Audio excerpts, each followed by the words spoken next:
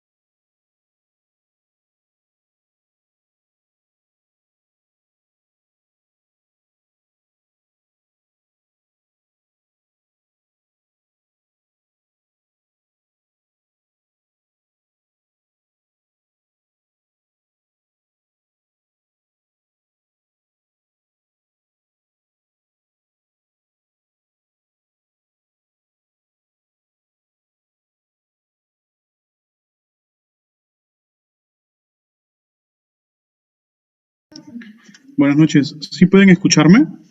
¿Sí se me escucha bien? ¿Me confirman por favor antes de iniciar si se me escucha bien?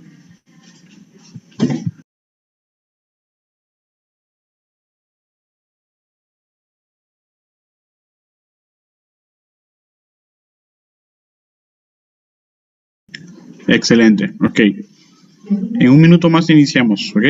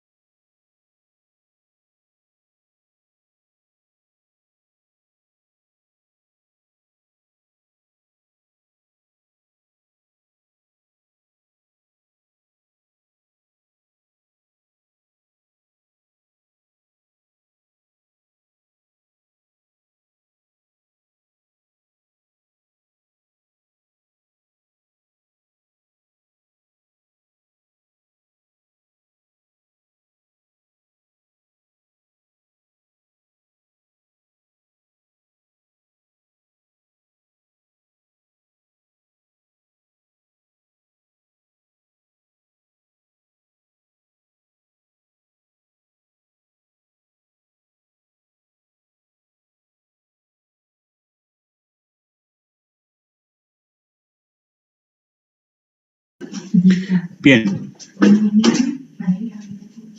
Bien, muy buenas noches. Un momento, por favor.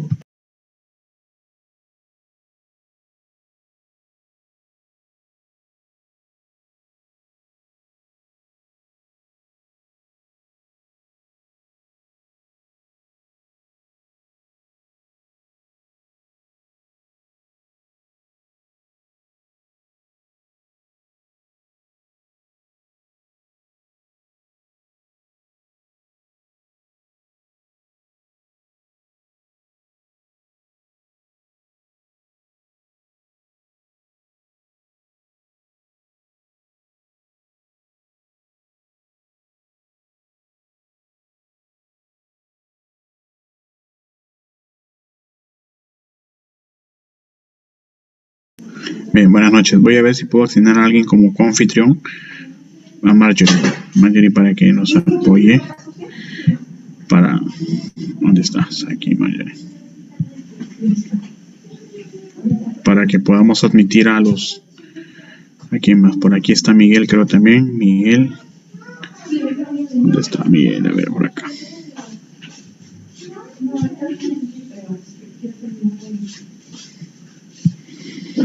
Ya. De esa manera poder porque van a haber personas que creo que están todavía entrando. Entonces, mientras voy dando la clase, vamos a ir haciendo que las personas vayan entrando a la clase. Bien. Voy a empezar.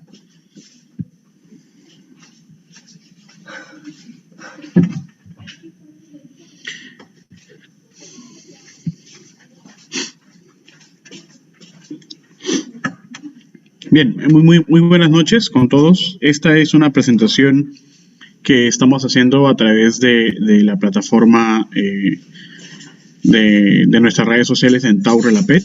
Es un ejercicio que vamos a ir haciendo de cada cierto tiempo de clases basadas en la interpretación de estudios, en investigación clínica orientada, bueno, especialmente en mi rama de especialidad, que es pediatría y neonatología. Y bueno, vamos a tener la invitación también de otras personas, otros profesionales, sería excelente para poder compartir información en este medio. En esta ocasión voy a hablar sobre la interpretación de artículos científicos en pediatría. Vamos a ir haciendo una perspectiva general y luego vamos a ir orientándolo hacia la presentación de evidencia en pediatría. Voy a grabar la clase. Esta reunión está siendo grabada. Bien, muy buenas noches con todos. Mi nombre es Joshua Barbosa. Para los que no me conocen, soy investigador asociado a Taurelapet Group. Actualmente soy asistente de investigación de la Unidad de Revisiones Sistemáticas y Metaanálisis de la Universidad San Ignacio de Loyola. Y pertenezco a la Red Latinoamericana de Pediatría y Neonatología. El día de hoy vamos a hablar sobre la interpretación de artículos científicos en pediatría y vamos a ir haciendo una revisión general acerca de la evidencia y cómo se interpretan los estudios.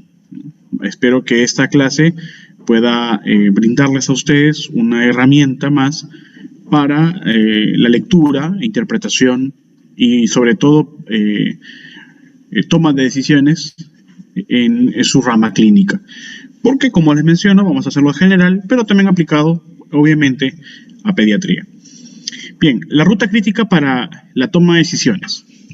O sea, nosotros tomamos decisiones a partir de la evidencia científica, pero la evidencia científica se encuentra a través del desarrollo de una pregunta clínica de investigación.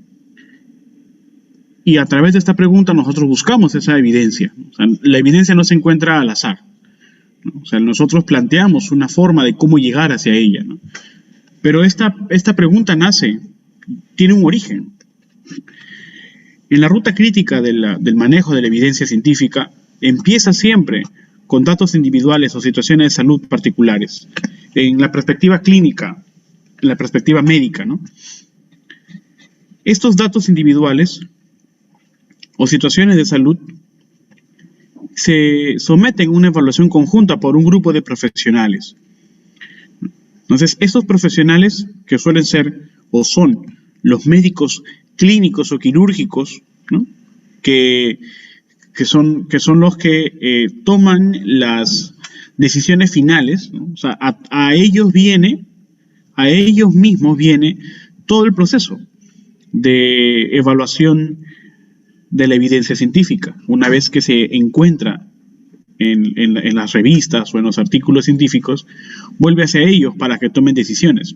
Y son ellos a la vez los que van a generar las ideas primarias de evaluación. Entonces ellos, los profesionales de salud, los médicos clínicos, quirúrgicos o epidemiólogos, son los que evalúan situaciones particulares en la persona, en la familia o en la comunidad. Y a partir de estas ideas, a partir de estas premisas, que son generalmente problemas, se va a formular una pregunta de investigación o preguntas de investigación si es que se quiere generar evidencia en base a ella. La pregunta de investigación suele ser siempre un problema basado en una problemática, basado en una justificación, con hipótesis planteadas que están basadas sobre todo en la solución del problema emergente que están observando.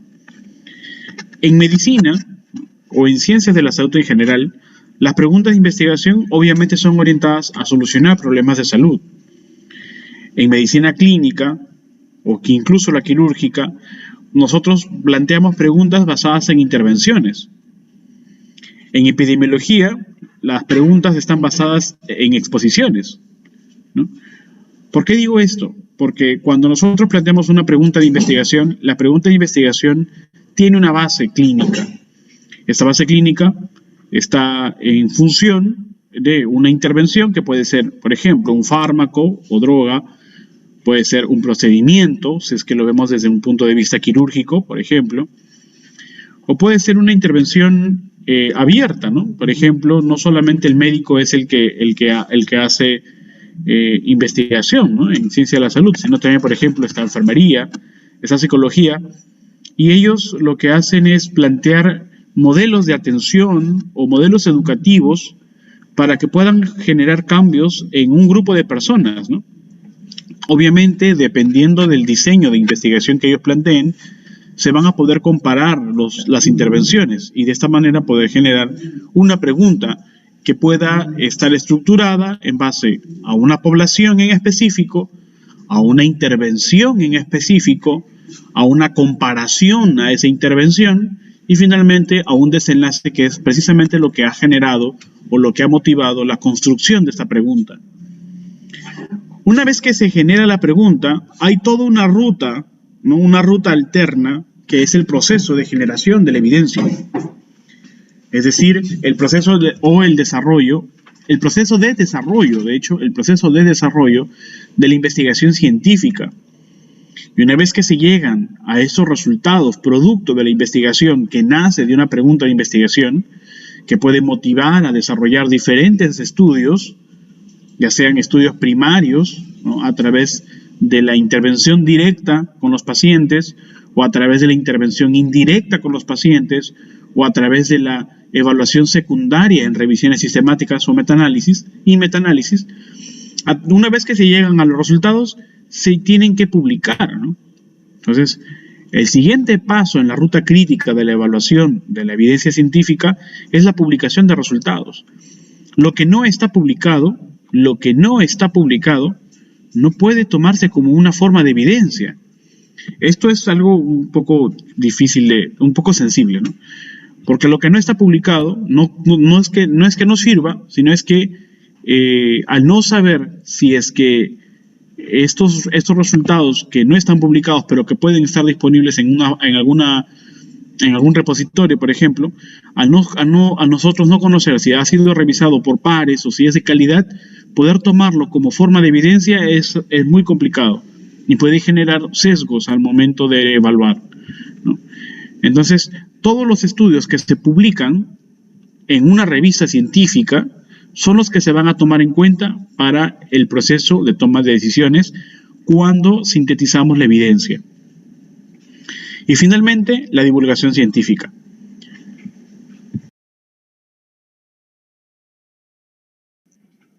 Bien, porque un punto es que se publique un estudio y otra cosa es que se divulgue. La divulgación científica es desde un punto de vista multidimensional, ¿no? No solamente divulgan la información científica los médicos, los estudiantes de medicina o de ciencias de la salud, sino también, por ejemplo, las revistas, o en este caso los periódicos científicos, queremos decirlo así, ¿no? O sea, no las revistas científicas, sino los canales de ciencia, ¿no? Redes sociales, por ejemplo, ¿no?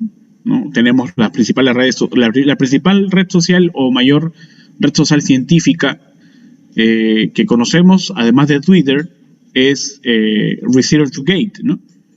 en ResearchGate lo que se hace es compartir información, ¿no? Hay otras fuentes, incluso también igual de grandes como academia.edu y otras fuentes secundarias que permiten la divulgación científica, ¿no? Es decir, compilan la información que se publica y pueden compartir en ella como una forma de red social. La divulgación científica es el impacto final de la publicación de los resultados de un estudio. Con la divulgación científica lo que se hace es sintetizar lo que ya está sintetizado, lo que ya está evaluado, ¿no? Los desenlaces, los resultados de un estudio. Lo que nosotros hacemos en investigación para poder tomar la información y poder tomar decisiones clínicas, por ejemplo, en base a la utilización de un tratamiento o el cambio de un esquema de tratamiento, es utilizar la evidencia a través de la publicación de resultados. O sea, en este punto nosotros nos vamos a detener. La divulgación científica es parte del fin, vamos a decirlo, público, el fin público de la investigación científica. Pero la publicación de resultados aquí, cuando un estudio se publica en una revista, esta fase es la que nosotros necesitamos para poder tomar en cuenta al momento de empezar a sintetizar la información y poder someterla a una evaluación, de tal manera que podamos tomar la información para poder tomar decisiones finales. Decisiones como qué, como el cambio de un tratamiento, como la implementación de un tratamiento, ¿no? O de una intervención, por ejemplo. Las decisiones en salud se basan aquí. Ahora, ¿cómo tomar decisiones a partir de la evidencia? Yo tengo que conocer de que existe una jerarquía de la evidencia científica, ¿no? Nosotros no podemos tomar en cuenta artículos científicos al azar de cualquier tipo y decir que este trabajo es una evidencia que me permite a mí tomar una decisión para poder cambiar un tratamiento o para poder implementar porque en este artículo, en este trabajo se ha hecho. Ese no es el proceso, ¿no? Yo lo primero que tengo que saber es de que existen niveles, más que niveles existe una jerarquía, porque yo puedo tener un estudio o puedo leer un estudio en un nivel muy alto de evidencia, pero el estudio puede estar mal hecho y por lo tanto la evidencia que presenta por su baja calidad no es creíble, ¿no? Y no se puede recomendar. Entonces yo tengo que, además de conocer la evidencia, ¿no? El nivel de la evidencia, yo tengo que conocer también la calidad de la misma, ¿no? Entonces, ¿cuál es la base de la evidencia científica? La base está en la opinión de experto, ¿no? En los reportes y series de caso, en los artículos de revisión y los artículos de opinión, ¿no? Aquí se encuentra, por ejemplo, las editoriales, las cartas al editor, ¿no? La opinión del experto es la opinión clínica basada en la experiencia, ¿no? Es lo que nosotros decimos contrario a la evidencia, decimos la medicina basada en la experiencia, ¿no? El médico maestro, el médico clínico que da su opinión a partir de los resultados particulares que ha tenido o de los éxitos particulares que ha tenido, independiente de la tasa de fracasos. La tasa de éxitos que ha tenido el médico tratante le permite a él tomar una decisión clínica para poder mantener un tratamiento o un esquema de tratamiento o cambiarlo, porque en su experiencia ha sucedido y así se debe hacer.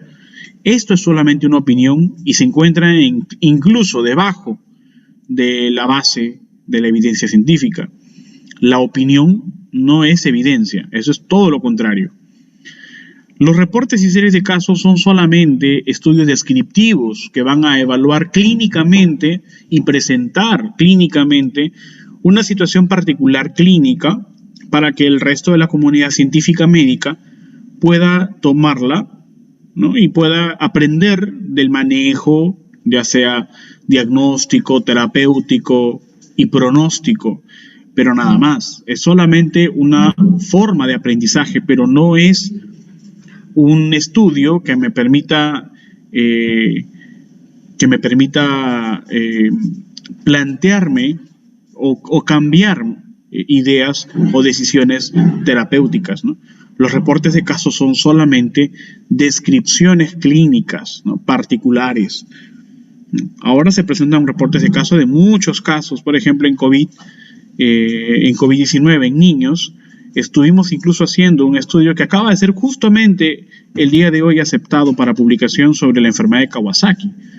Y en ese estudio, sobre la enfermedad de Kawasaki, la enfermedad similar a Kawasaki y el síndrome inflamatorio multisistémico, en ese estudio nosotros evaluamos diferentes reportes de caso y los hicimos revisión sistemática.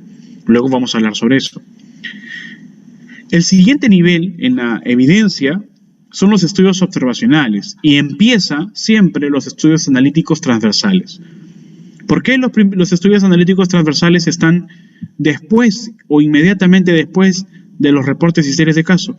Porque los estudios analíticos transversales solamente permiten evaluar o conocer la frecuencia de un problema, de un fenómeno, de un suceso, ¿no? De un evento, pero no permiten más allá de un contraste de asociación. Pueden evaluar asociación, pero esta asociación está muy sesgada, ¿no? Y el análisis cruzado o cross-sectional, ¿no? como se conoce en inglés el término, ¿no? No pueden tener un valor de efecto que me permita a mí conocer la verdadera causalidad entre dos factores, ¿no? ¿Por qué? Porque no hay una intervención temporal, ¿no? A diferencia de los otros dos estudios observacionales, como por ejemplo el estudio de caso control, ¿no? Luego vamos a ver cuándo es un estudio de caso control, y un estudio de cohortes, ¿no? Estos tres estudios observacionales se encuentran en el nivel superior inmediato a los reportes y series de caso, ¿no? Y obviamente muy superiores a las opiniones de experto. ¿Para qué me es útil los estudios analíticos transversales? Repito, solamente para evaluar la prevalencia o la frecuencia de un evento. Los casos y controles para poder conocer, obviamente, los factores asociados a un desenlace. Y los estudios de cohortes, ¿para qué me sirven, no? Los estudios de cohorte me sirven para poder determinar el desenlace asociado a un factor, ¿no?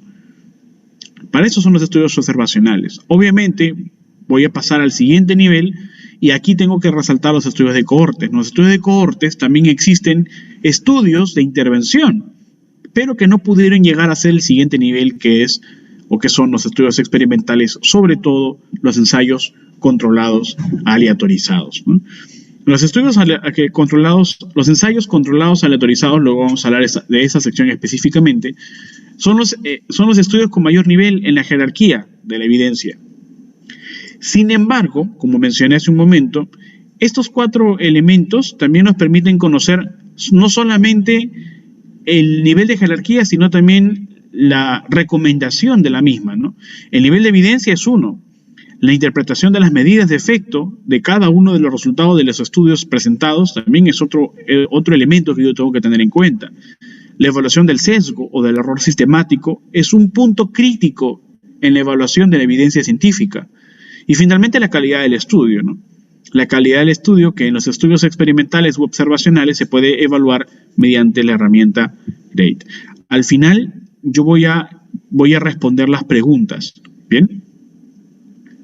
Bien, al final voy a responder las preguntas. Sugiero que no escriban sino hasta el final para yo no poder detenerme a leer el chat.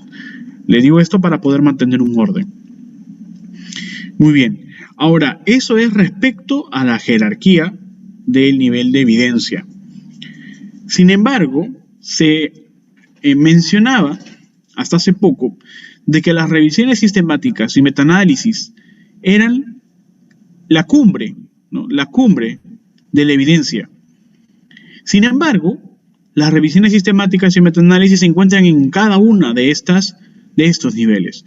Encontramos revisiones sistemáticas y metaanálisis de reportes de caso, de estudios observacionales y también de estudios aleatorizados, ¿no? Ensayos aleatorizados, ensayos controlados aleatorizados. Entonces, las revisiones sistemáticas no están en la cumbre, sino están en cada uno de los niveles.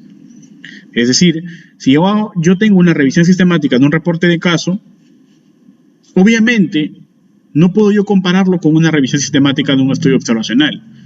¿Por qué no puedo compararlo? Por dos motivos. El primero es de que la revisión sistemática de un reporte de caso sigue siendo enteramente descriptiva. Y además de que no son los mismos niveles de evidencia que me van a presentar. Si yo hago una revisión sistemática de un estudio observacional, La justificación se va a basar en que la regresión sistemática de un estudio observacional permitirá sintetizar, en este caso, el nivel de los efectos para conocer la asociación entre factores, a diferencia de un estudio experimental, ¿no? La revisión sistemática de un estudio experimental como un ensayo controlado, aleatorizado, lo que va a hacer es sintetizar la evidencia a partir de los resultados de una intervención, como por ejemplo la comparación de un fármaco, como lo vamos a ver ahora. Ahora, miren, hay algo aquí que ustedes tienen que saber. ¿Cómo yo sé o cómo puedo yo diferenciar los diferentes diseños de investigación? Es algo que ustedes tienen que tener en cuenta ahora y tienen que llevarse de esta clase, ¿no? Este conocimiento. ¿Cómo yo empiezo conociendo los diseños de investigación? Yo me voy a preguntar primero si existe intervención del investigador. Es decir, si es que el investigador interviene en la investigación, el investigador interviene directamente o indirectamente, o sea, puede que lo haga él o puede que lo haga otra persona por él, pero interviene sobre el sujeto de estudio. Si es que interviene sobre el sujeto, es un estudio experimental, ¿no? Ahora nos preguntamos si existe un grupo control. Si existe un grupo control, el estudio será un estudio clínico controlado o un ensayo clínico controlado. Si no existe un grupo control, entonces será un ensayo no controlado. O sea, porque no tiene grupo control, ¿no? Entonces, un ensayo clínico, o no digamos ser un ensayo, sino un ensayo no controlado, es un estudio de muy baja calidad. Aquí, ¿qué tipo de estudio nos encontramos? Por ejemplo, en psicología o en enfermería, incluso en medicina también, se hace muchos estudios donde se plantea, por ejemplo, un modelo educativo, ¿no? O un modelo de intervención, no sé, psicológica probablemente, ¿no? Y se interviene un grupo de sujetos, ¿no? Un grupo de sujetos, por ejemplo, unos adolescentes. Queremos plantear un modelo educativo para evaluar el nivel de bioseguridad en los participantes, ¿no? Entonces, ¿qué es lo que yo debería hacer? Yo debería utilizar un modelo educativo, compararlo con uno estándar, ¿no? O sea, voy a crear un modelo educativo nuevo, basados en ciertas actividades educativas, ¿no? O psicoeducativas, y lo voy a comparar con un modelo estándar educativo, no sé, digamos folletos, por ejemplo, nada más. Ahora, mis dos grupos de participantes será un grupo de participantes que recibirá el modelo educativo nuevo y otro grupo de participantes que no lo va a recibir, que es el grupo control. Si es así, yo estoy haciendo un ensayo clínico controlado. Y se convertiría en un ensayo no controlado si es que no tengo ese grupo control. Es decir, si solamente doy a un grupo de participantes este nuevo modelo educativo, pero no lo comparo con nada. Obtengo un antes y un después, puedo obtener un resultado, pero no lo comparo con nada excepto con ellos mismos. Y por lo tanto es un ensayo no controlado. Es el nivel más bajo de estudio experimental y los resultados no son tan fiables. Para poder fiar o confiar en los resultados de un estudio, es mejor que sean controlados. ¿Qué significa que sean controlados? Significa que tengan un grupo control. Ahora, un ensayo clínico controlado no solamente debe ser controlado, sino que la distribución de la intervención, es decir, del grupo que recibe la intervención, como por ejemplo el modelo educativo nuevo, o el grupo que recibe control, que en este caso sería la intervención estándar, esta división de quién recibe la intervención y quién recibe el control debe ser aleatoria. Entonces, si es aleatorizada, será un ensayo controlado aleatorizado. Pero si esa asignación de la intervención no es aleatoria, entonces será un estudio cuasi experimental. El estudio cuasi experimental, por lo tanto, es un ensayo controlado, pero no fue aleatorizado, ¿no? No fue aleatorizado. Tengo que tener en cuenta aquí porque muchas veces las personas dicen que es cuasi experimental, pero no saben por qué es cuasi experimental.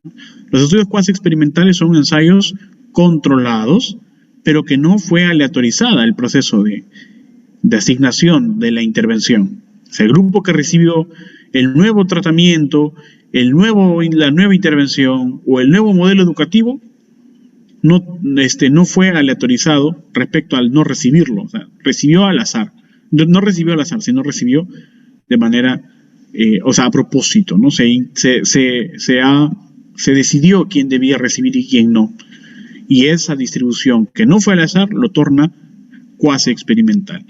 Ahora, pero si esa asignación sí fue aleatorizada o randomizada en el término inglés, ¿no? Esto es un ensayo controlado aleatorizado. Y de hecho, el ensayo controlado aleatorizado es el nivel más alto en la jerarquía de la evidencia científica. Y obviamente las revisiones sistemáticas, ensayos controlados aleatorizados, están sí en la cumbre de la evidencia, ¿no? Obviamente, una revisión sistemática muy bien elaborada de ensayos controlados aleatorizados bien elaborados. Pero a todo esto, ¿qué pasaría si es que no hubiese existido la intervención del investigador? O sea, el investigador aquí no hace nada, solamente observa. Si solamente observa, se convierte en un estudio observacional, ¿no? Entonces, los estudios observacionales son aquellos estudios en donde el investigador no interviene, solamente observa el comportamiento de las variables. Y obviamente cuantifica o cualifica las características de los mismos. Ahora, en un estudio observacional, la formación de los grupos están basadas en la exposición a un factor o a un desenlace. Es decir, yo tengo un factor en especial, un fenómeno que está sucediendo, que me está provocando ciertos desenlaces, ciertos eventos. Entonces, lo que yo quiero saber es que si un grupo de pacientes que se expone a esta situación puede desarrollar a la larga, en un tiempo, un evento. Por ejemplo, ¿qué pasaría si yo tengo, vamos a ver un ejemplo rápido. A ver, yo tengo dos grupos de neonatos prematuros, ¿no? A un grupo de neonatos prematuros recibe estimulación temprana, ¿no?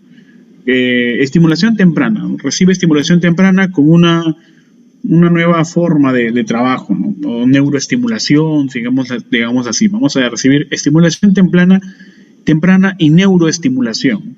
Una nueva forma de estimulación temprana más neuroestimulación. Es un ejemplo que estoy dando porque no podría definir neuroestimulación. Mientras que otro grupo de neonatos solamente recibe la atención neonatal, ¿no? Obviamente, después de salir de los cuidados intensivos, ¿no? Salen de los cuidados intensivos, pasan a neonatología, los niños prematuros de ambos grupos, y un grupo de estos niños recibe la estimulación temprana más la neuroestimulación, mientras que otro grupo de niños solamente recibe atención neonatal. Recuerden que son prematuros.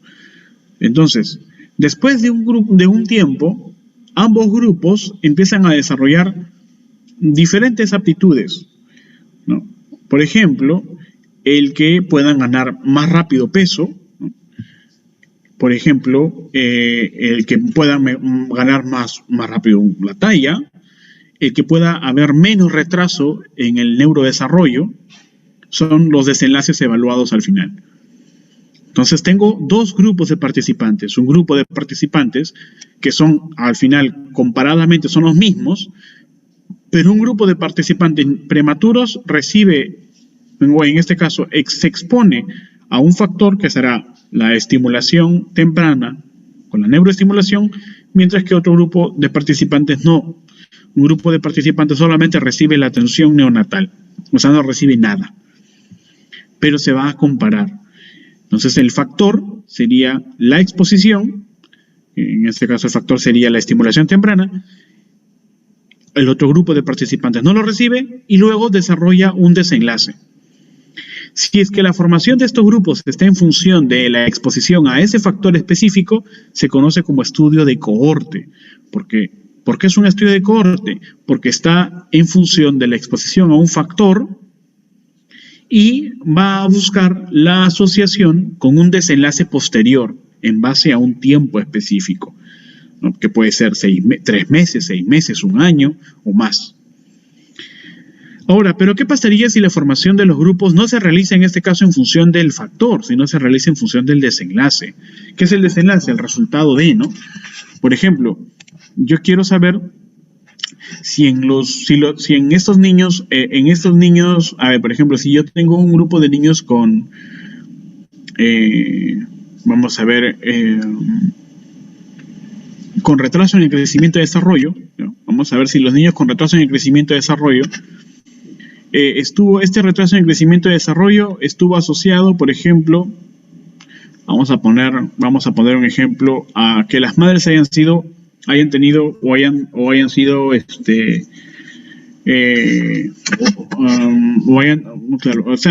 tengan el hábito de fumar, ¿no? El hábito de fumar es uno de los factores, pueden ser múltiples. Entonces, el desenlace es que tengan retraso en el crecimiento y desarrollo. Ojo, retraso en el crecimiento y desarrollo. Tenemos a un grupo de niños de 3 años. Hay 2 grupos de niños en este grupo de niños de 3 años. Un grupo de niños de 3 años que tiene retraso en crecimiento y desarrollo y otro grupo de niños que no lo tiene. Entonces, de estos dos grupos yo quiero saber cuánto están asociados a que su madre haya tenido el hábito, les dije el hábito de fumar, ¿no? El hábito de fumar. Entonces, lo que yo hago es buscar un factor a partir de un desenlace en específico. Tengo el desenlace, lo que necesito saber es si es que está asociado a este factor. Si yo parto a partir de aquí, si yo parto desde la búsqueda de un desenlace hacia un factor, yo tengo 2 opciones de diseño. Uno, son los estudios de casos y controles. Cuando se quiere evaluar una línea temporal entre la asociación del desenlace y la exposición al factor, o un estudio analítico transversal. ¿Cuándo sucede esto? Cuando no hay una línea temporal. Es decir, yo quiero saber la asociación inmediata en el momento.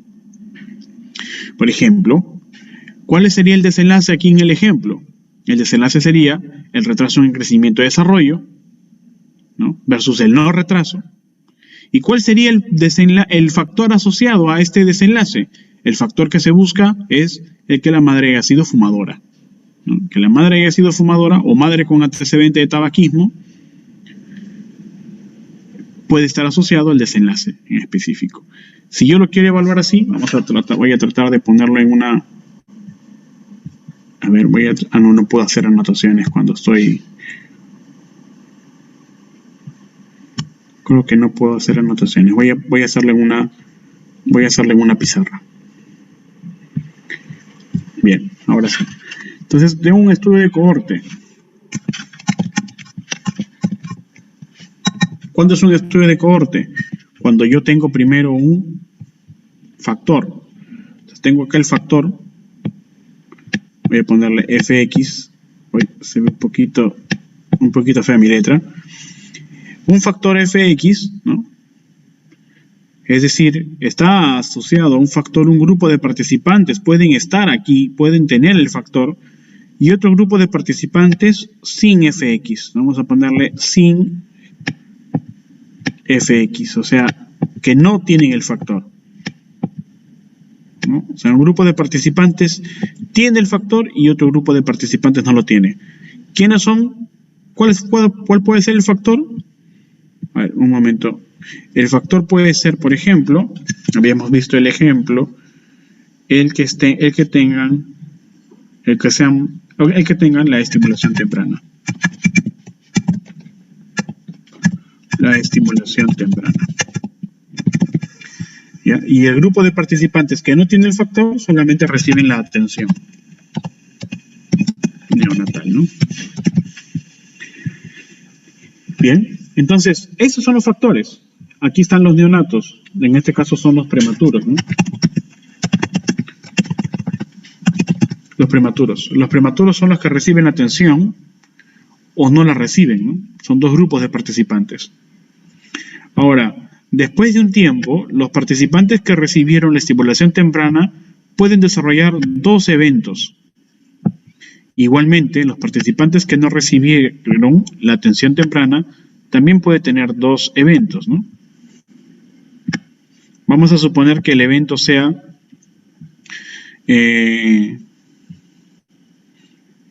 Vamos a ver, por ejemplo, que el evento sea, a ver, si son prematuros, estimulación temprana, vamos a suponer que el evento sea, que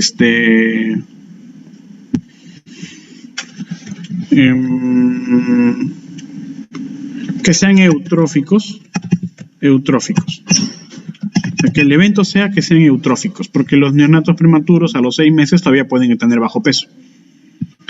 Entonces, la estimulación temprana en los neonatos prematuros permitió que sean eutróficos o, en este caso, que no lo sean, ¿no? Vamos a ponerle no eutróficos. Puede ser bajo peso, pero vamos a quedarnos con el término no eutróficos. Pueden que sea bajo peso, ¿ya? Los neonatos que recibieron atención neonatal solamente también van a tener los mismos desenlaces. Pueden ser eutróficos o pueden ser no eutróficos o tener bajo peso, por ejemplo.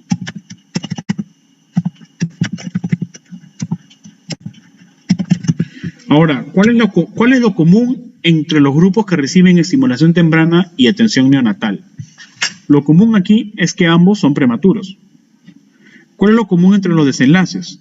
En que ambos pueden desarrollar cualquiera de los dos desenlaces. Pueden ser eutróficos o pueden no serlo, ¿no? Es decir, vamos a tener aquí si hacemos una tablita, ¿qué hice?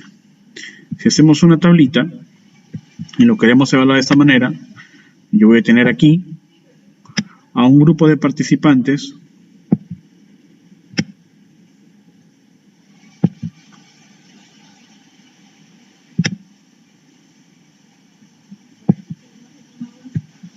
¿no? Que recibe la estimulación, ¿no? O sea, con el factor, y otro grupo de participantes aquí que no recibe el factor, sin el factor. Y respecto a la ganancia de peso,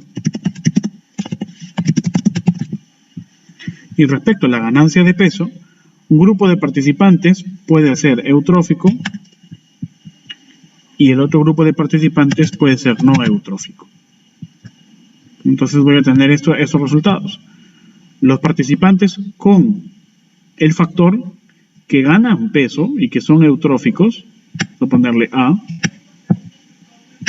El grupo de participantes con el factor, o sea, que reciben estimulación pero que aún así no ganan peso, que son estos. Este es el grupo B. Acuérdense de esta tabla. El grupo de participantes que no tienen el factor, pero que aún así ganó peso, o sea, ellos, este es el grupo C, y el grupo de participantes sin el factor, pero que tampoco ganó peso, este es el grupo D. Entonces tengo un resultado. En un estudio de cohorte voy a tener que yo conocer primero la incidencia del evento en el grupo de exposición. ¿Cuál es el evento en el grupo de exposición? A, si yo lo quiero ver así, la incidencia del evento es A en el grupo que estuvo expuesto. En este caso yo podría decir A sobre A más B, ¿no? Vamos a dejarlo así. Voy a borrar esto. Aquí.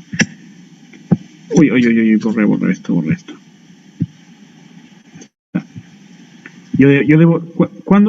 En un estudio de corte, ¿qué es lo que yo voy a evaluar? Voy a evaluar la incidencia, en este caso del evento en el grupo que estuvo expuesto, ¿no?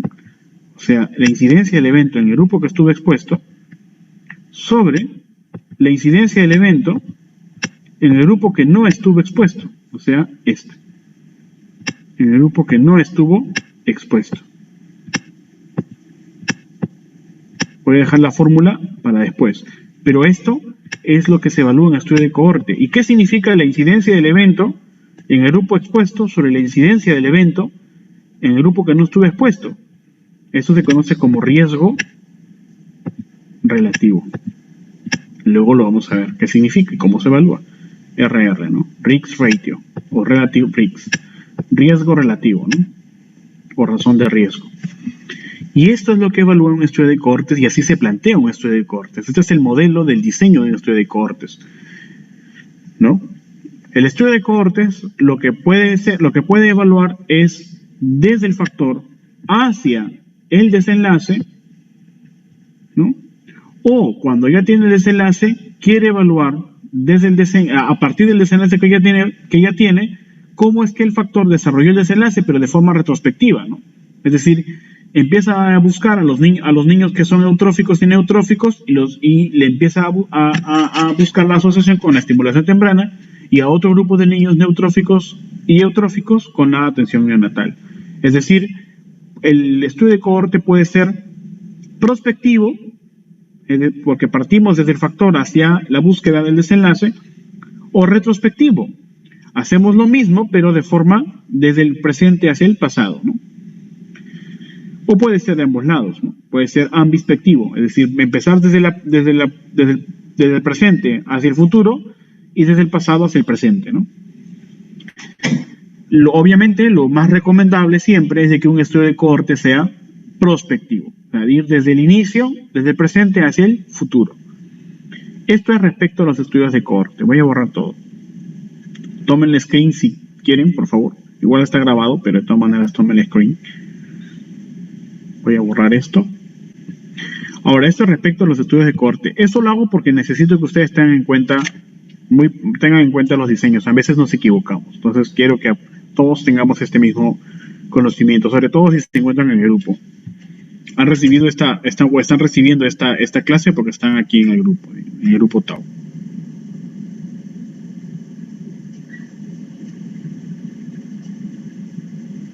Bien. Ahora, eso respecto a los estudios de cohorte. ¿Cuál es la diferencia con el estudio o con el diseño de caso control?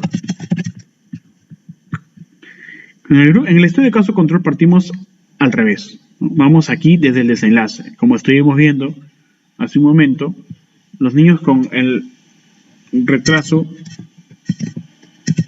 en el crecimiento y desarrollo. Entonces tenemos a un grupo de niños, ¿no? Vamos a ver niños de 3 años. Tenemos a un grupo de niños de 3 años y un grupo de niños tiene retraso en el crecimiento y desarrollo y otro grupo de niños no tiene retraso, ¿no? Sin retraso. ¿Okay? Tenemos a dos grupos de niños, un grupo de niños con retraso en el crecimiento y desarrollo y otro grupo de niños sin retraso en el crecimiento y desarrollo. Ahora, ¿qué es lo que yo quiero ver en un estudio de casos y controles? Que a partir de los desenlaces, porque estos dos son los desenlaces, con retraso, sin retraso, a partir de estos desenlaces se puede evaluar la asociación con un factor. Por ejemplo, el que los niños tengan retraso en el crecimiento y desarrollo puede tener solamente 2 factores asociados, o el que no tengan retraso también puede tenerlos, pero tienen que ser los mismos para los dos grupos. ¿Cuál es ese factor probable? Por ejemplo, que la madre sea madre fumadora, o en este caso, que la madre no sea fumadora, madre no fumadora, ¿no? Igual, eso es respecto a los niños con retraso, y los niños sin retraso también pueden tener madre fumadora, ¿no? Madre fumadora, o puede también ser madre no fumadora. Y aquí también sucede la misma evaluación, ¿no? En los estudios de casos y controles también se evalúa de la misma forma, ¿no? Tenemos esa misma tablita, ¿no?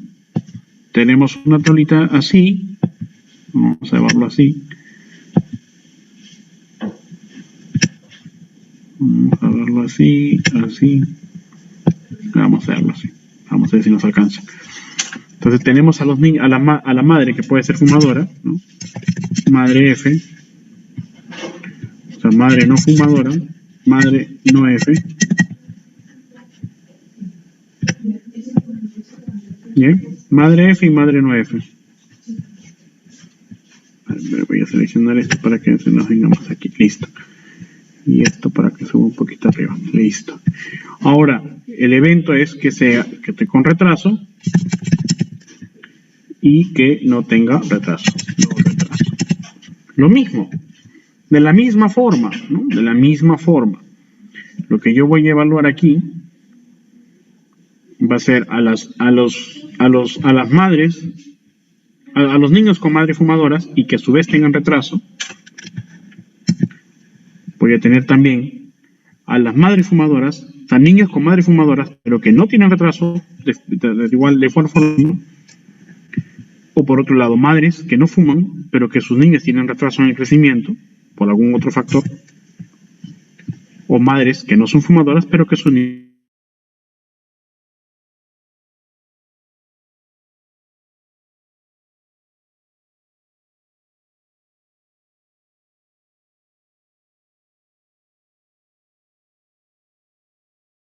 Ver es cuál es la probabilidad de tener el evento sobre la probabilidad de no tenerlo. O sea, la probabilidad de tener el evento sobre la probabilidad de no tenerlo. Luego lo vamos a ver cuál es la fórmula, toda la fórmula.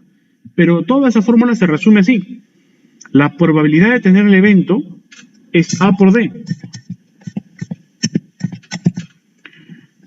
Sobre la probabilidad de no tenerlo, que es B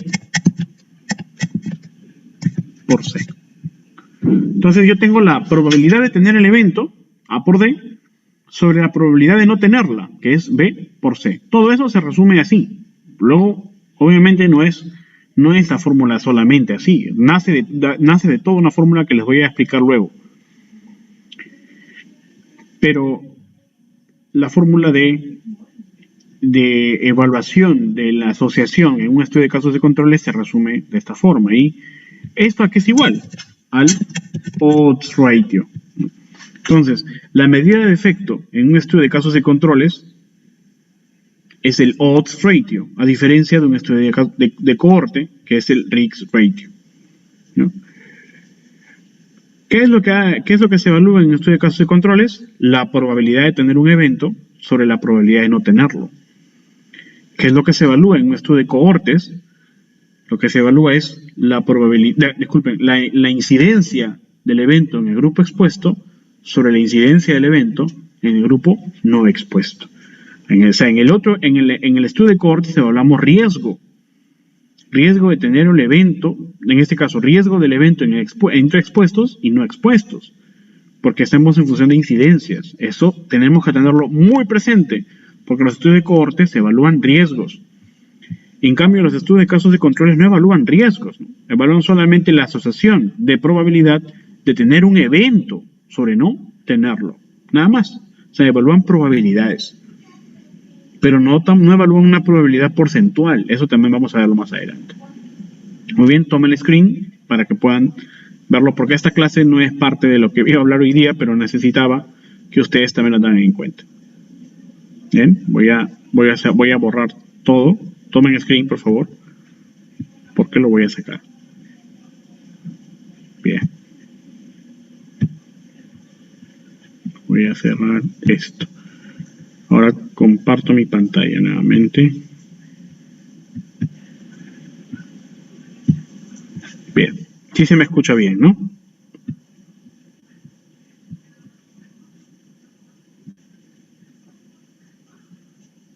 Ya, sigo.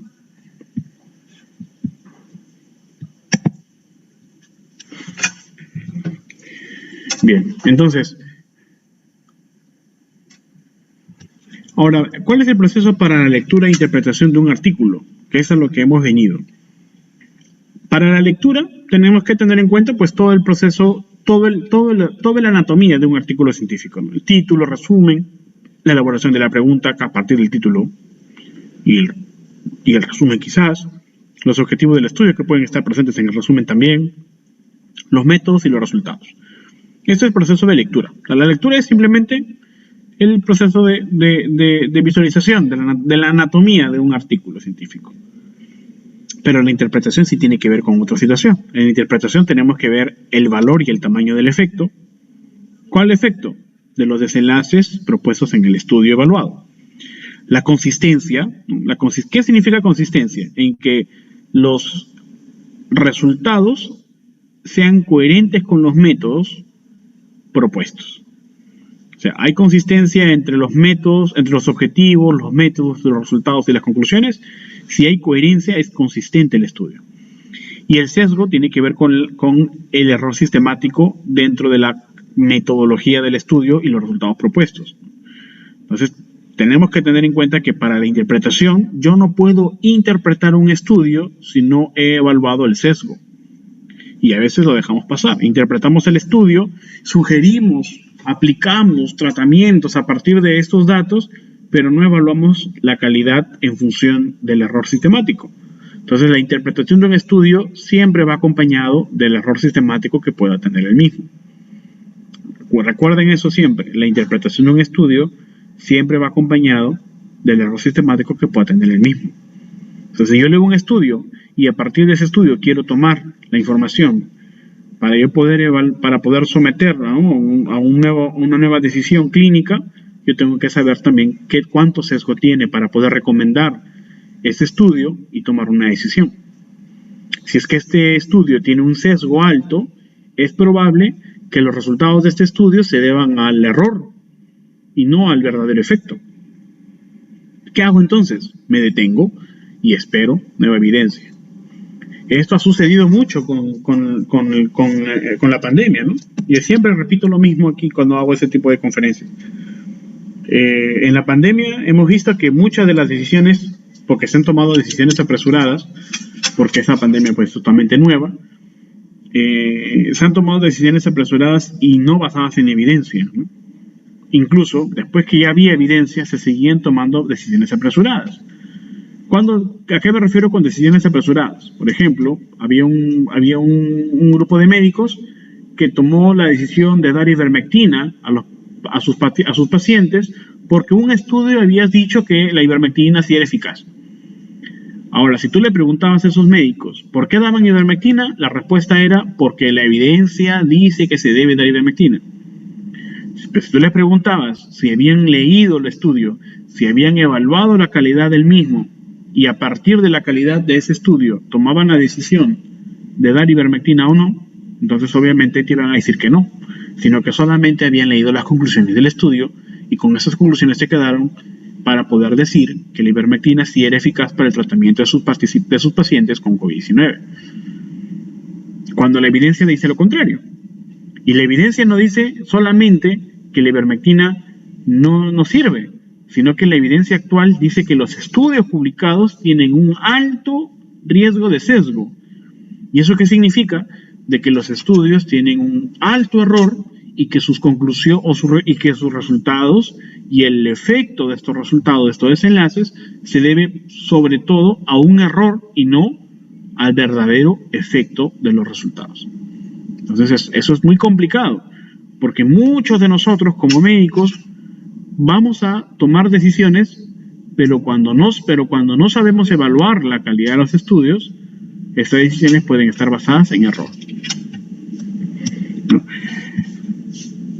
Otro punto en la interpretación es la calidad de la evidencia, que en estudios clínicos como ensayos controlados aleatorizados y estudios observacionales se evalúa mediante GRADE. Y finalmente la recomendación.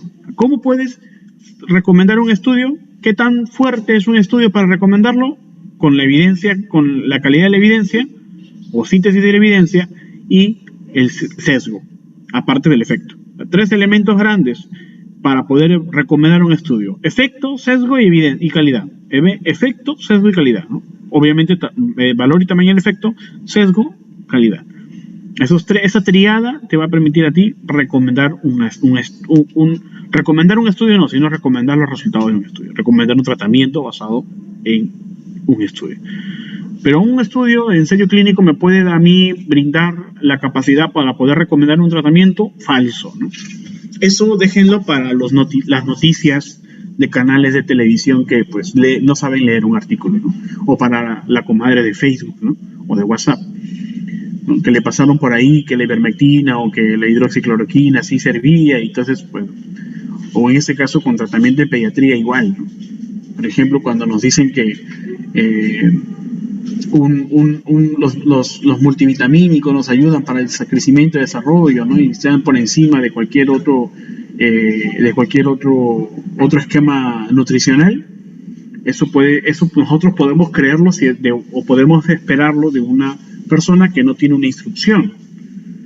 Pero nosotros como investigadores, como médicos, no podemos esperar la recomendación de ese tipo, ¿no? Tenemos que someter a juicio científico.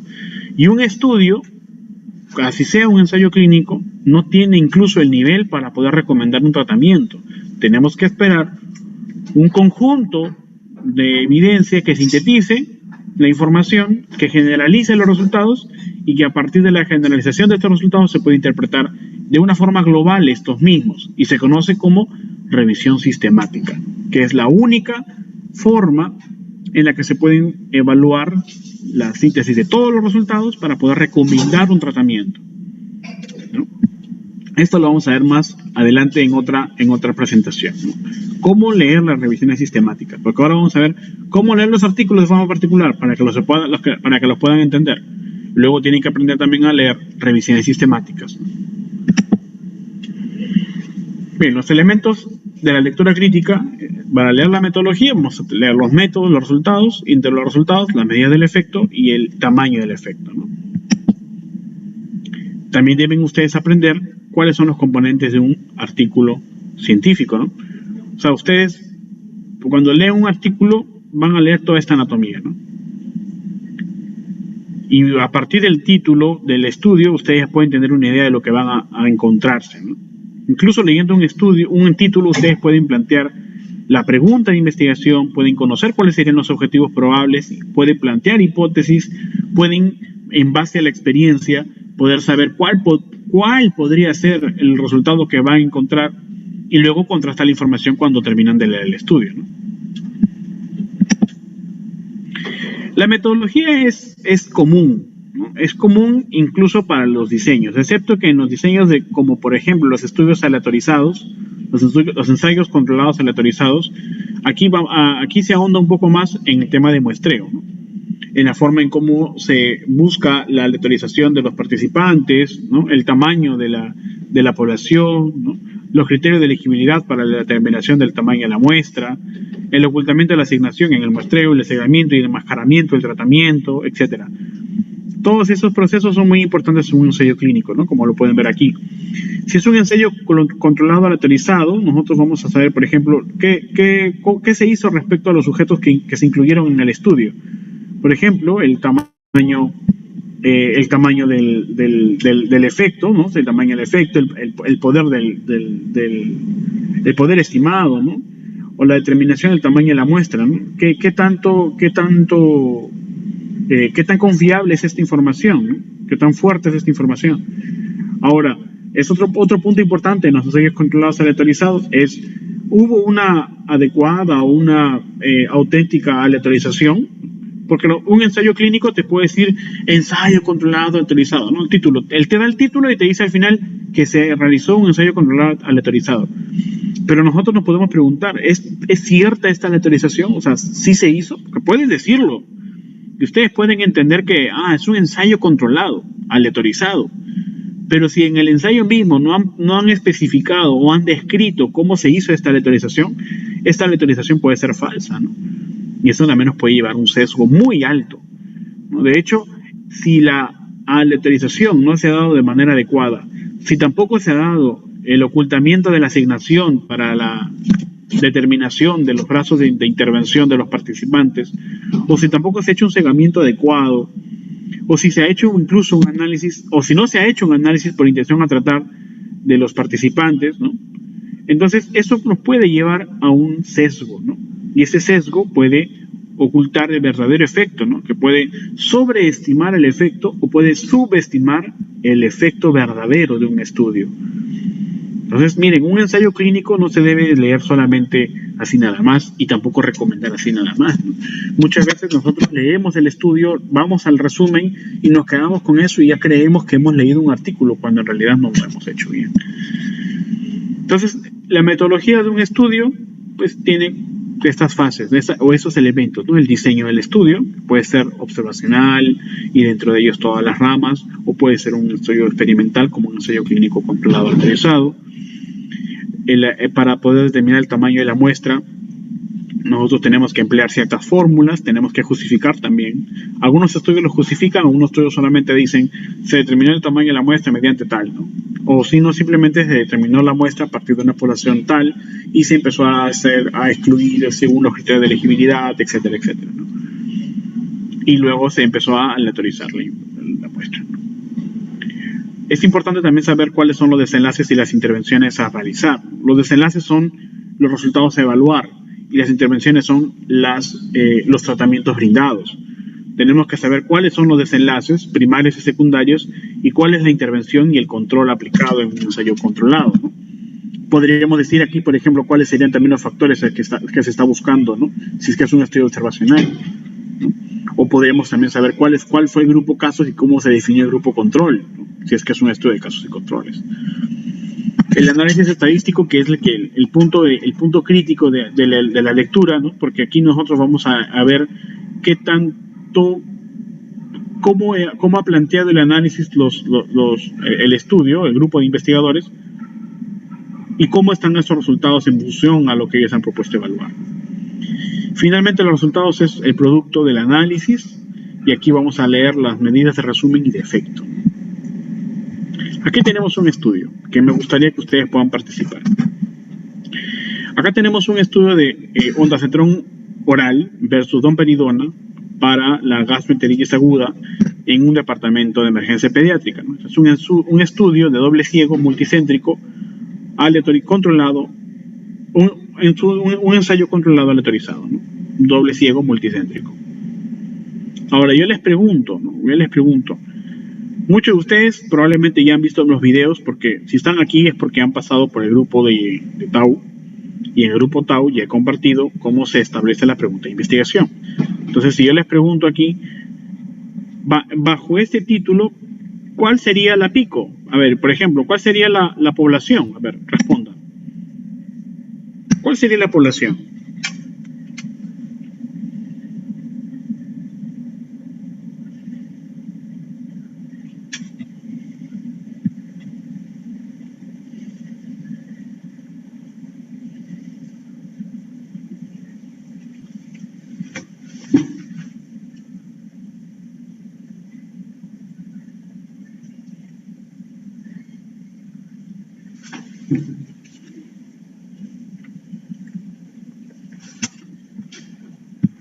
Muy bien, muy bien. Paciente pediátrico con gastroenteritis, ¿no? Atendido en emergencia. ¿Y cuál sería la intervención para ustedes aquí? ¿Cuál sería la intervención?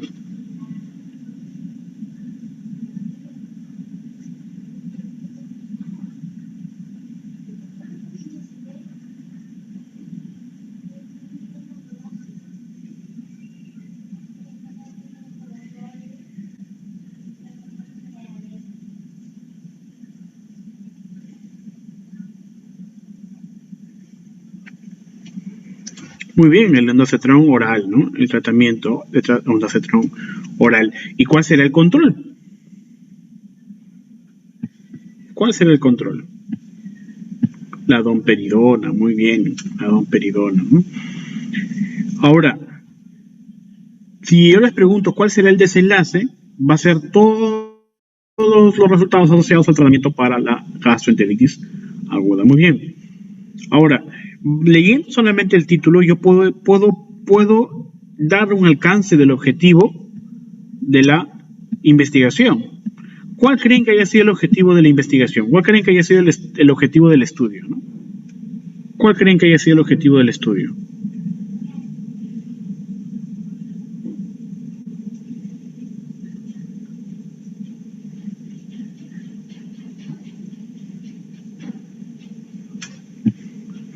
Muy bien, dice Diana que, por ejemplo, mejoría clínica.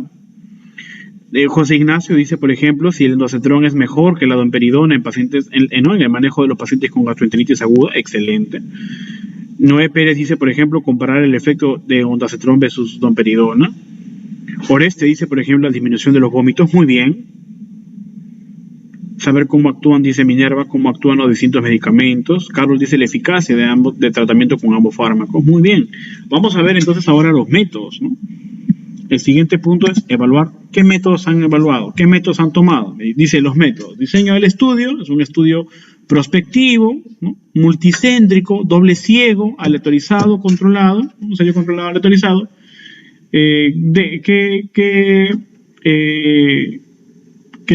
que contempló a niños admitidos, ¿no? entre los primeros 15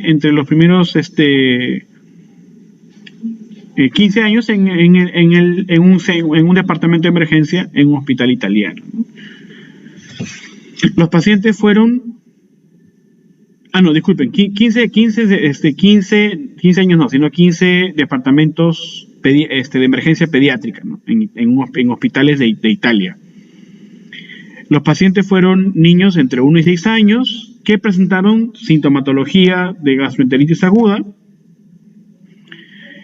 en más de 3, ya sea biliosa o vómitos no sanguinolentos, ¿no? Antes de las primeras 24 horas, ¿no? O dentro de las primeras 24 horas. El proceso de aleatorización y enmascaramiento, el estudio menciona de que los pacientes fueron asignados de forma aleatoria en bloques fijos de 9 y recibieron ondansetron o domperidona o placebo en una razón de 1-1-1, es decir, por cada niño que recibe ondansetron, uno recibe domperidona y uno placebo de forma aleatoria en bloques de 9, ¿no? Esta aleatorización lo hicieron en STATA, ¿no? Y después del proceso de aleatorización, los participantes pudieron recibir la indicación de recibir la intervención, ya sea ondansetron, domperidona o placebo, con empaque oculto, ¿no? O sea, los participantes no sabían qué tipo de tratamiento estaban recibiendo. A ver, ¿qué más? Los investigadores y los participantes no conocían el proceso de la lista de aleatorización y de cegamiento que se brindó que se brindó a las preparaciones farmacéuticas, ¿no? O sea, no conocían el proceso y tampoco conocían a qué grupo estaban asignados, ¿no? Estos fueron las indicaciones del ondansetron, domperidona y placebo. Los desenlaces evaluados fueron el porcentaje de pacientes quienes recibieron sondaje nasogástrico o rehidratación intravenosa después del tratamiento oral sintomático, ¿no? O sea, los pacientes que tuvieron una falla después del tratamiento y que recibieron sondaje nasogástrico o rehidratación intravenosa, ¿no? O sea, decir fallo del tratamiento, ¿no? Ese es el principal desenlace. Bien, los desenlaces secundarios fueron además, por ejemplo, sujetos con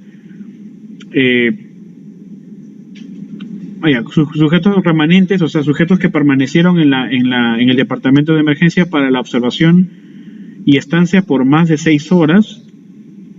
El porcentaje de sujetos que requirieron admisión hospitalaria durante la estadía en el departamento de emergencia,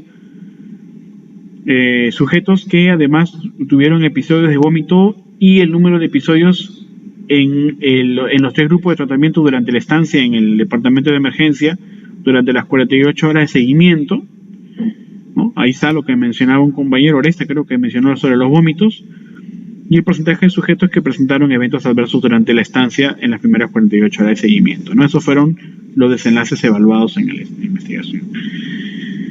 Bien, ellos hicieron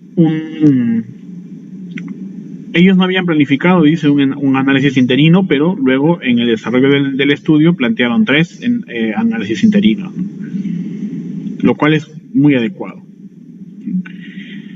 Bueno, luego usaron, por ejemplo, para desenlaces categóricos usaron chi cuadrado y para desenlaces continuos usaron el test no paramétrico de la U de McWhinney, pretendiendo de que los datos no eran distribuidos de manera normal, o sea, no paramétricos, ¿no? El p-valor y la estimación del efecto en los tratamientos fueron evaluados fueron comparados de manera separada y no se realizó ajuste para los desenlaces evaluados. Entonces, ahora, eso respecto al método. Entonces, de esa forma ustedes ya con eso, ustedes tienen una apreciación de qué cosa ha evaluado el ensayo, ¿no?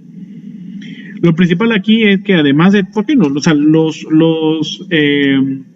el tipo de pacientes tiene que corresponder con el tratamiento, ¿no? En la experiencia clínica ustedes les va a decir si es que el tipo de pacientes que ustedes están queriendo tratar se adecua al tipo de pacientes que ha evaluado el estudio, ¿no? Por ejemplo, nosotros queremos saber si el ondansetron versus la domperidona es bueno para el tratamiento sintomatológico de los pacientes con gastroenteritis aguda. Entonces, si yo tengo ondansetron, yo no le puedo dar a mis participantes, o a mis pacientes, disculpe, a mis pacientes así nada más, solamente porque lo leí en ese artículo, ¿no? Yo tengo que saber primero si es que los pacientes que han sido incluidos en este estudio corresponden con el tipo de pacientes que estoy tratando en este momento, ¿no? Si es que yo quiero tomar de esa forma los resultados de un estudio individual para aplicarlos en la práctica clínica, ¿no? Que no es lo correcto, como les mencioné, porque se tiene que esperar una revisión sistemática, pero supongamos que suceda eso. Supongamos que a partir de estos datos yo quiero tomar la decisión de poder tratar a un paciente con domperidona o con ondansetron. Ahora, yo tengo que empezar a interpretar los resultados. Entonces, una vez que yo tengo el método, ya conozco cuáles son los acercamientos de los participantes, los desenlaces evaluados, el tipo de intervención dado, pero aquí también voy a evaluar cómo se realizó la neutralización, el cegamiento, ¿no? el blindaje, el ocultamiento, etcétera, o el enmascaramiento de tratamiento, y ahora evalúo los resultados. De los métodos me paso a resultados. Y primero yo tengo que evaluar la tabla univariada o bivariada, o sea, la tabla de normalmente se conoce este punto como la tabla 1, la tabla de las características básicas, o las características de base de los participantes incluidos en los estudios después de la aleatorización. Y esto está en todos los ensayos. Y en la mayoría de los estudios vamos a tener siempre ese tipo de presentaciones. Y en la mayoría de los estudios médicos vamos a presentar siempre ese tipo de tabla. La tabla 1 que corresponde a las características. Y normalmente se conoce bivariado. ¿Por qué? Porque yo voy a tener información para cada uno de los brazos. Voy a dar la información de cada uno de las variables evaluadas, ¿no? Entonces, aquí yo voy a saber, por ejemplo, el tipo de variable que voy a tener, ¿no? La edad, el peso, el número de vómitos, ¿no? El número de episodios de vómitos en las primeras 24 horas, en las últimas 6, no, en las últimas 24 horas, en las últimas 6, ¿no? Esas variables son del tipo cuantitativo, ¿no? Entonces, las variables cuantitativas pueden ser continuas o discretas según la admisión de fracción entre sus elementos, ¿no? Si pueden ser números enteros o no, eso los hace continuos o discretos. Si son continuos es porque puede admitir fracción, ¿no? Son discretos porque no puede admitir un decimal entre sus elementos, ¿no? En este caso tenemos una variable continua o numérica del tipo, no, una variable numérica del tipo continua, ¿no? Las medidas de resumen son medidas como por ejemplo la frecuencia absoluta y relativa, ¿no? Que son medidas para un tipo de variable como las variables cualitativas, ¿no? O categóricas, que pueden ser a su vez nominal u ordinal, y las medidas de tendencia central y de dispersión, que son medidas de resumen para variables cuantitativas, ¿no? Las medidas de tendencia central pueden ser la media o la mediana, y su dispersión, que son de forma correspondiente, son la desviación estándar para la media y el rango para la mediana, ¿no? Aquí, como pueden observar, tal parece que los resultados, los desenlaces se evalúan con una variable continua, en este caso con una mediana y un rango, ¿no? ¿Cómo lo sé? Porque aquí debajo en la tabla me dice que los datos son presentados por n y porcentaje, o sea, frecuencia absoluta y relativa, o la mediana y el rango intercuartílico, ¿no? Entonces yo tengo que tener eso presente en el momento de tomar la información. No voy a decir que la media de la edad es de 3.1, no, sino la mediana de la edad. La pregunta será acá, ¿por qué utilizó la mediana y no la media, ¿no? Recordemos de que acá en la evaluación ellos mencionaron de que estaban evaluando de que sus variables, las variables continuas tenían una distribución no paramétrica. Entonces, por lo tanto, bajo esa premisa, ustedes van a tener que solamente quedarse con la mediana, ¿no? La presentación de resumen de una variable de distribución no paramétrica es la mediana, ¿no? La mediana. Si fuera paramétrica o normal, sería la media y la desviación estándar. Muy bien. Eso es respecto a la tabla univariada. En la tabla univariada, como les digo, vemos variables y cada uno de los brazos de intervención. Si fueran dos brazos, solamente vamos a tener dos columnas. En este caso tenemos tres brazos, ¿no? Los dos tratamientos y el placebo. En el análisis multivariado lo que vamos a hacer es evaluar las variables significativas de la tabla 1 o, como en este caso, las variables significativas que participaron en la creación de un modelo multivariado, ¿no? Un modelo multivariado. Y finalmente las medidas y tamaño del efecto, ¿no? Las medidas del efecto o el valor del efecto y el tamaño del mismo, ¿no? Para las variables categóricas, las variables o las medidas de efecto van a ser el odds ratio y el Rix ratio, ¿no? Esas van a ser las medidas de efecto. Y los valores van a ser obviamente los valores correspondientes a cada uno de las medidas. El tamaño del efecto corresponderá al intervalo de confianza, que en este caso no es el 95%, sino es el 98.6%, es decir, está pretendiendo un mayor nivel de confianza, ¿no? Y por tanto un mayor p-valor, ¿no? Entonces, como pueden observar, ellos están utilizando en este estudio el Rix ratio, ¿no? El Rix ratio, que es la medida de efecto para este estudio. Ahora, estas variables serían cada uno de los elementos que está evaluando la investigación para poder saber si es que el ondansetron, la domperidona o ondansetron versus placebo o el ondansetron versus domperidona es efectivo para el tratamiento de los pacientes con gastroenteritis aguda. Por ejemplo, respecto a los sujetos que recibieron la sonda nasogástrica o rehidratación intravenosa, si yo comparo el ondansetron versus placebo,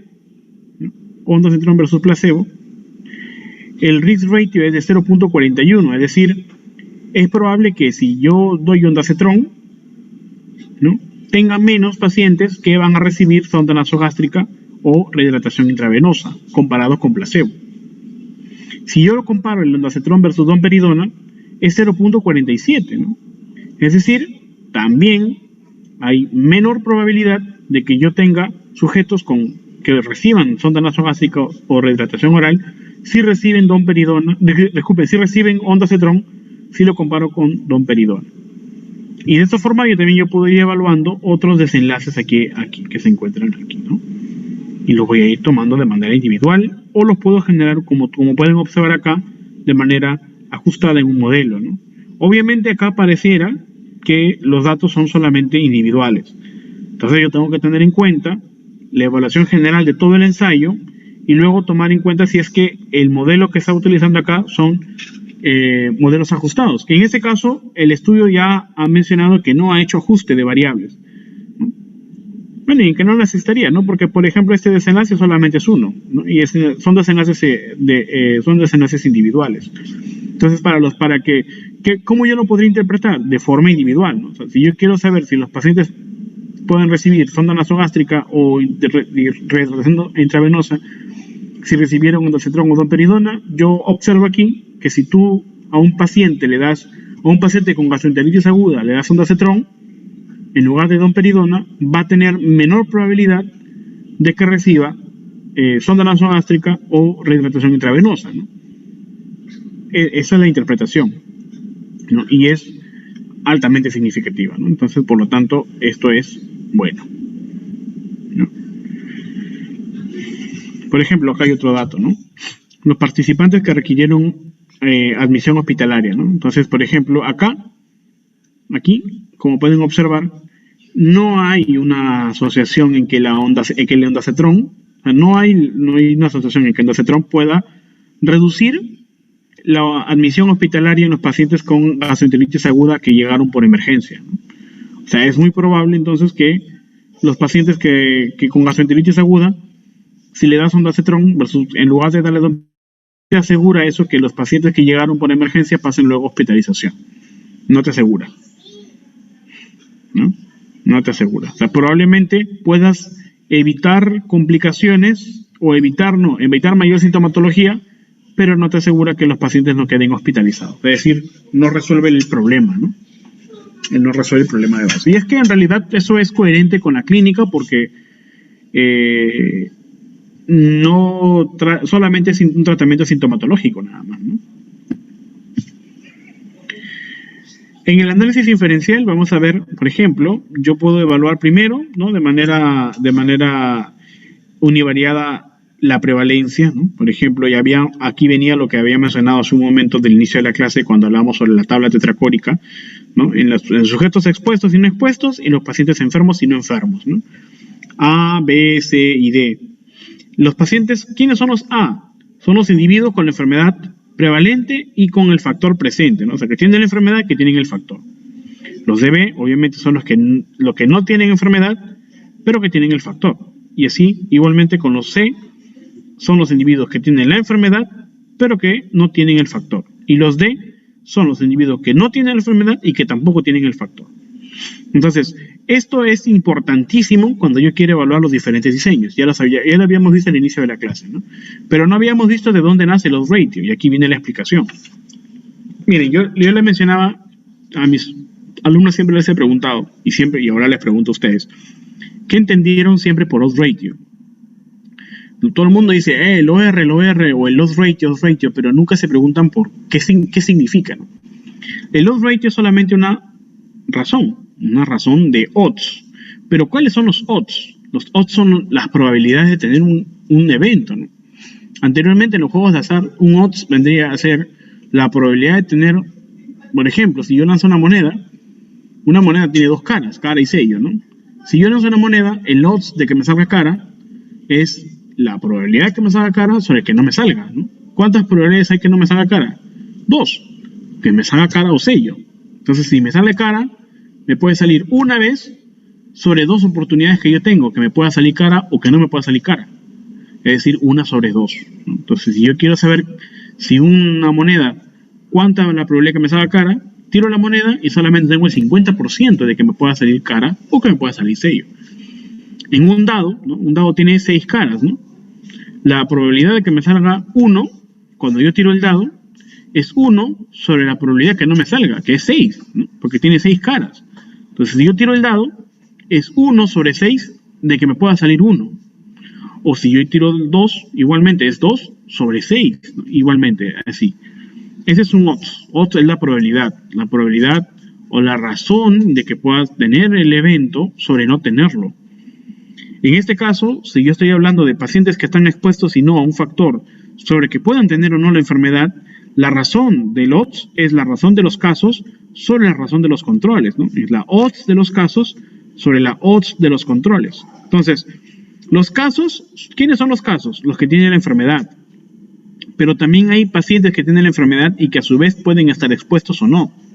Entonces, si yo evalúo la odds de los casos, yo tendría que ver la odds de los casos expuestos sobre la odds de los casos no expuestos, ¿no? Esa sería la odds de los casos.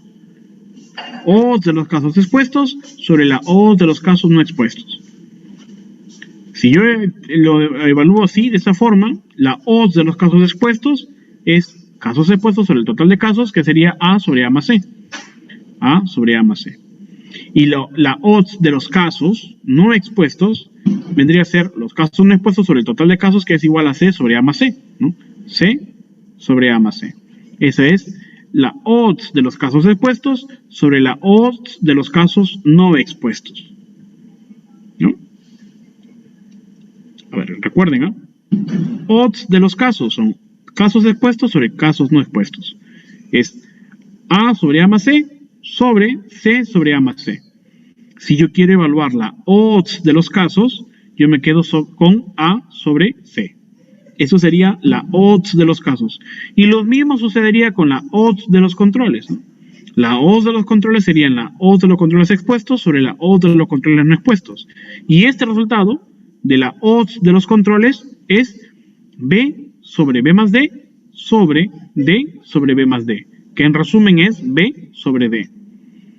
Y como la odds ratio es igual a la odds de los casos sobre la odds de los controles, obviamente expuestos y no expuestos, yo voy a dividir A sobre C sobre B sobre D.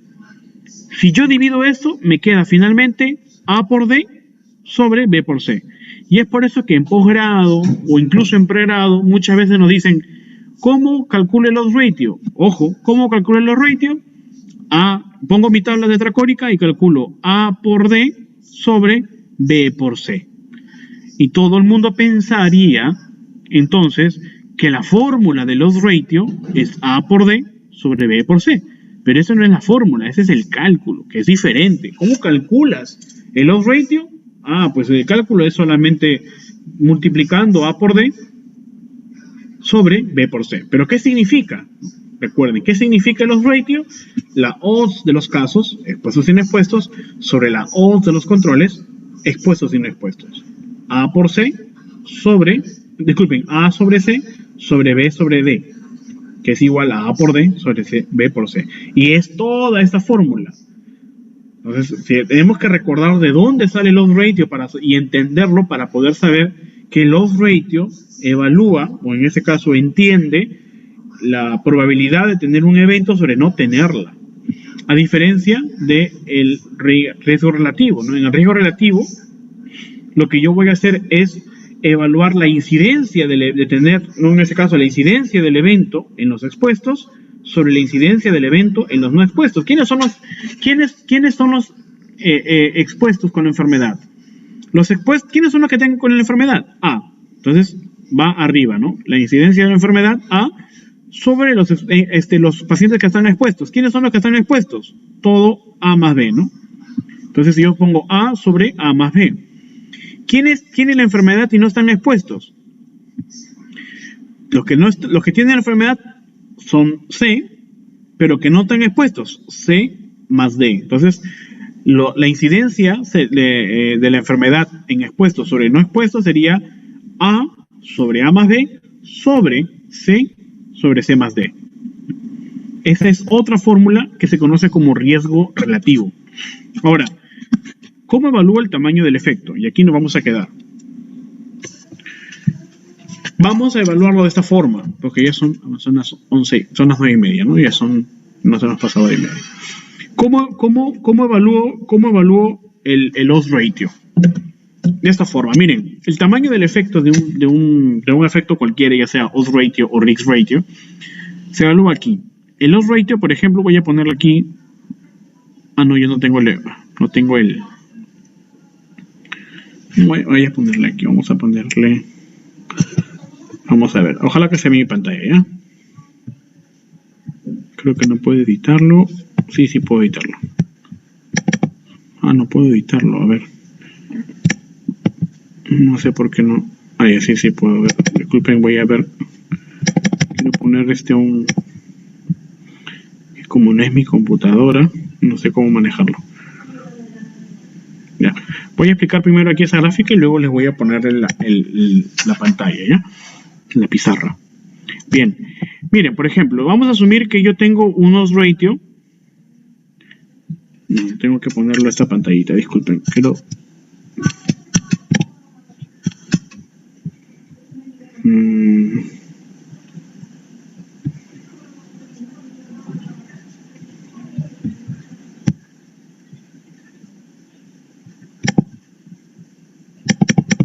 No sé cómo lo puedo. Ya, voy a escoger esa tablita, a ver. Voy a escoger aquí y lo voy a poner acá. Vamos a suponer que yo tengo aquí un valor, ¿ya? Este odds ratio.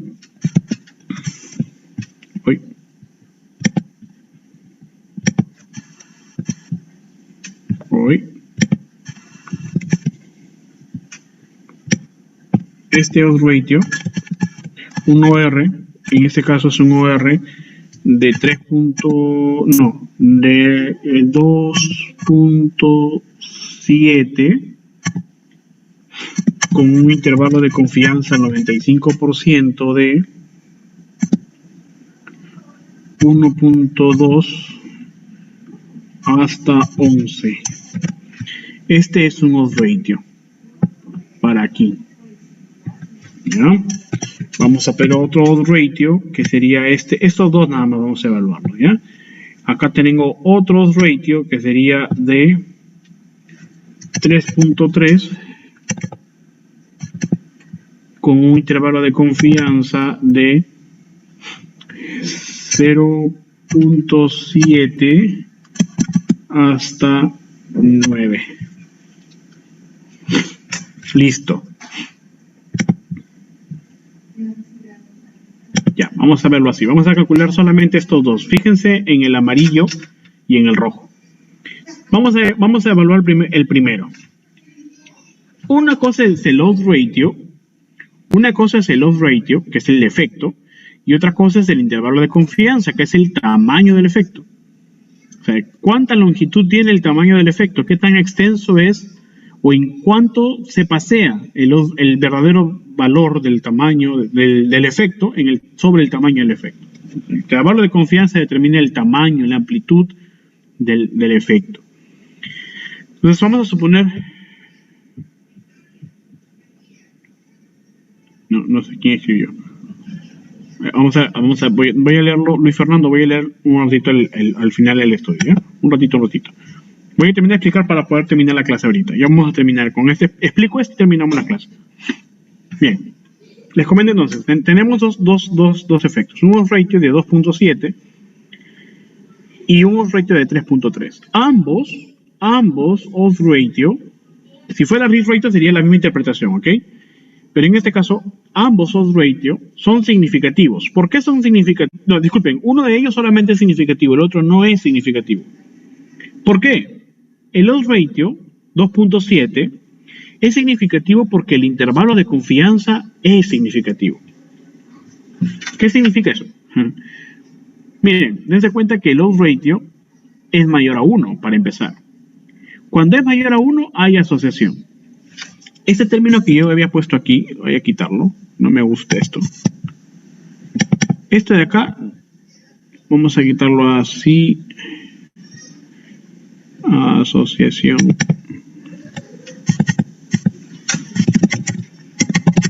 Porque una cosa es decir protección y otra cosa es no riesgo.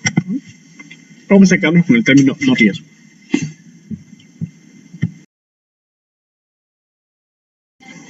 ¿Ya? Entonces, puede ser, el primero es significativo porque el intervalo de confianza también es mayor que 1, ¿no? Si el intervalo de confianza es igual a 1, o uno de sus valores del intervalo es igual a 1, entonces no es significativo. En cambio, en el primero aquí, 2.7, el intervalo de confianza también sigue siendo mayor que 1. Ninguno es igual a 1. O pueden ser mayores que 1, o pueden ser menores que 1. Pero si al menos uno de los valores del intervalo es igual a 1, ya no es significativo. Lo que sucede con el intervalo, con el odds ratio de abajo, ¿no? El efecto es mayor a 1, pero el intervalo de confianza no. Miren, el intervalo menor es 0.7, es decir, uno de sus valores es igual a 1. Y por lo tanto, todo el efecto y el tamaño del efecto no es significativo. Entonces, ¿cómo interpreto esa información? Yo tengo que interpretarlo conociendo el efecto y conociendo también el tamaño del efecto. Lo mismo sucede con el risk ratio. Cuando el risk ratio o el odds ratio es igual a 1, o en el intervalo de confianza al menos uno de sus valores es igual a 1, entonces ese dato no es significativo. Pero si es todo, tanto el valor del efecto como el tamaño es mayor a 1 o menor que 1, sí es significativo y hay asociación de riesgo o de no riesgo. ¿No? Me pueden ver acá. Muy bien. Antes de terminar la clase, vamos a parar aquí. Todavía faltan algunas cosas que quiero hablar. Se me ha hecho un poco largo la clase. Todavía hay algunas cosas por las cuales todavía podemos discutir. Yo creo que podríamos discutir la próxima semana. Podría ser un viernes o podría ser en la quincena siguiente. Yo les voy a colocar en el grupo para que ustedes estén atentos. No olviden unirse al grupo. Y bueno, este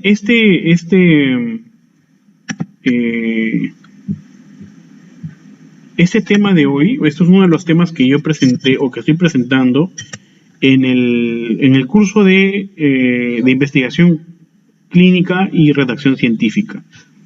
Entonces, si les interesa, yo les sugiero pueden entrar a este curso. Ahora les voy a pasar el dato. Voy a pasar el dato para que puedan ver. El temario está interesante. Ahora le voy a pasar el link. Probablemente muchos de ustedes ya están en el curso. Entonces les sugiero, miren este temario, porque es ese tema no está ahí, pero es uno de los temas similares que se ha visto. Si es que les sugiero entren a ver ese temario. La próxima quincena vamos a ir hablando de lo que falta. Miren, les comento a ver algo para que ustedes puedan ver sobre lo que nos falta, ¿ok? Y así quede cerrado el tema. Lo que nos faltaría ver sería, bueno, vamos a hacer un ejemplo. Hay otros estudios para que ustedes puedan también acá evaluar por qué no, cuando no hay un estudio, a pesar que hay un estudio con un ensayo clínico, cuando no hay efecto real y cuando no interpreta la información, ¿no? Y bueno, estos de acá son más datos básicos, que te los voy a compartir por el grupo en el con un PDF, ¿eh? Entonces, bueno, yo creo que espero que haya sido fructífera la clase de hoy y nos vemos en otra próxima oportunidad. La grabación se ha detenido. Espero que les haya gustado la clase y que sobre todo haya sido de su agrado. A ver, Luis Fernando dice, cuando tengo un estudio prospectivo que evalúa solo la exposición para ver un desenlace sin grupo control, ¿qué tipo de estudio consideraría? Solamente series de caso, Luis Fernando, ¿no? Si no tiene grupo control, ¿qué tipo de estudio es? Series de caso. Y si quieres hacerlo tipo experimental, es solamente estudio un estudio sin grupo control. No es un estudio no es un estudio cuasi experimental, es un estudio, ya lo habíamos visto, es un estudio de tipo no controlado, un ensayo no controlado nada más, ¿no? A ver, un ratito que en esta computadora no puedo pasarlo. A ver. Dice, y para este tipo de estudios, para evaluar sus riesgos vallas, podría utilizar, ¿verdad? Y para este tipo de estudios que no tienen grupo control, ¿qué tipo de escala para valorar el riesgo de sesgo podría utilizar para que entre una RS? Ninguna, pues es una serie de casos. La única herramienta, hay una herramienta de calidad metodológica de series de casos o reportes de casos, pero no es un estudio prospectivo, por más que el autor te diga controlado, prospectivo, todo, pero que no tiene grupo control, solamente es una serie de casos. Solamente tómalo como serie de casos. ¿Cuál es la condición, Luis Fernando, para que un grupo... Esa misma pregunta se las he hecho a mis compañeros de trabajo, que son del grupo Tau, y están presentes ahora. Creo que también falta Jerry, pero está Marjorie y está Miguel, y siempre se les he hecho y ellos siempre me han respondido bien, ¿no? Pero ¿cuál es la condición para que un estudio sea de cohorte o para que un estudio sea caso control? ¿Cuál es la condición que debe cumplir un estudio para que puedas decir que es un estudio de cohorte? Porque mira, los autores te pueden decir mucho, los autores te pueden decir ensayo controlado, te pueden decir estudio prospectivo, de cohorte prospectiva, cohorte retrospectiva, pero en el método tú te das cuenta, o en el resultado tú te das cuenta que no controlaron nada, no hay un grupo de comparación. Entonces no es un estudio prospectivo ni controlado ni nada, ¿no? Además, tú puedes decir prospectivo, pero no es un diseño, ¿no? El diseño es cohorte. ¿Cohorte qué? Retrospectivo, prospectiva, ese es el diseño. Pero si no compara nada de exposiciones, entonces no es una cohorte, pues no es un diseño de cohorte, es una serie de casos. ¿Cuál es la diferencia entre eficacia, eficiencia y efectividad? Eficacia, fármacos; eficiencia, intervenciones, ¿no? Y efectividad, mundo real. Esa es la respuesta a Diana. Al realizar una revisión sistemática, ¿es verdad que es más factible evaluar eficacia que efectividad? Obviamente, ¿no? En la eficacia, bueno, eficacia es, le dije, tratamientos, ¿no? Fármacos. Efectividad es intervenciones o indirectas, intervenciones indirectas y mundo real. Eficiencia sí no lo podré definir, pero eficiencia es otra situación que escapa a ensayos. Al realizar una RS es evaluar qué más factible, eficacia, es lo único que tú evalúas. En los ensayos, en las revisiones sistemáticas de ensayos clínicos sobre todo, solamente evalúas eficacia, no evalúas efectividad, ¿no? En un ensayo, en una revisión sistemática no evalúas efectividad. A ver, ¿qué más me dice Liliana? ¿Diferencia entre una corta retrospectiva y un estudio de caso de control? Bueno, la diferencia total abismal es de que en los estudios de cohorte, así sea retrospectivo o prospectivo, buscan la asociación partiendo desde el grupo de factor hacia el desenlace. Todo lo que sucede al contrario con un estudio de caso de control, que partimos únicamente de forma retrospectiva, conociendo el desenlace, ¿no? Para Liliana Cruz. A ver, ¿qué más? Los estudios analíticos tienen grupo controles, claro. Analíticos siempre y cuando los estudios analíticos sean de estudio tipo caso control. Si no, pueden ser solamente analítico transversal. No tienen grupo de casos de controles, pero sí tienen factor y desenlace, ¿no?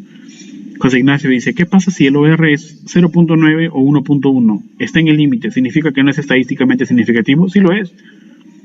Tienes que ahí, cuando está en el límite, una cosa es el OR y otra cosa es el intervalo. No te fijes nunca en el OR, José Ignacio. El OR te puede decir 0.999999, pero si el intervalo de confianza es significativo y el valor de P finalmente lo menos será, es significativo si está en el límite.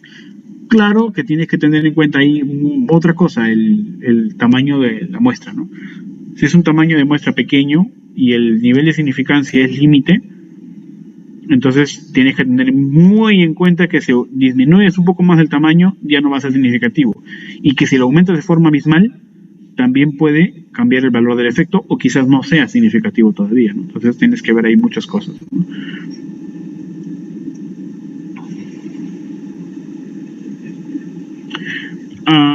Muy bien, muy bien. Buena. No sabía de Liliana Cruz para evaluar la calidad de casos y reporte de casos. No tenía eso, tengo otro yo. No sé si tengo Brix también, creo era. No lo tengo. Voy a buscarlo y lo voy a compartir. Voy a buscarlo. Lo tengo estoy en el laptop de mi hijo, entonces no tengo a la mano en el EndNote, en mi gestor de bibliografía. Tengo ahí la bibliografía de la evaluación metodológica de reportes de casos. Y creo, de hecho, yo lo hice en un Excel. Lo hemos modificado con un compañero, lo modificamos hace el año pasado para evaluar reportes de caso. Y ahí lo tengo por ahí, lo voy a pasar. Me hace recordar por el grupo. Dice, este método tal, también la niña es para evaluación tal sesgo. Muchas gracias. Listo. Qué buen grupo, ¿ah? Hay gente que conoce mucho también de lectura. Qué bueno que haya personas no solamente para buscar información, sino también para debatir. Y eso me gusta más porque aprendo también de ustedes como auditorio. Que espero en un momento puedan venir a Trujillo y hacer una presencial cuando todo esto se levante y estemos todos vacunados y haya menos riesgo.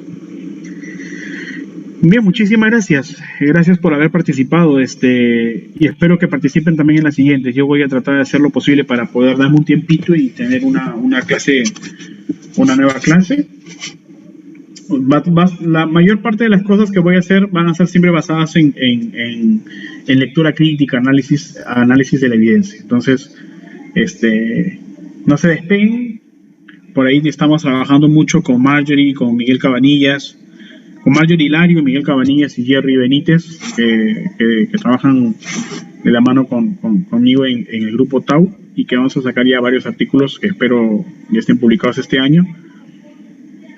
Y bueno, ya más adelante, por ahora al menos no, pero ya más adelante sacaremos una que otra convocatoria buscando nuevos talentos. Así que estén atentos en el grupo. Listo.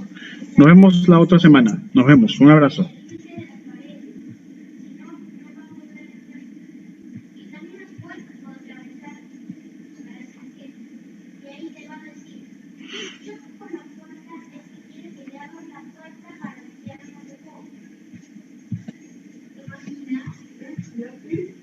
Sería un buen favor, ¿no?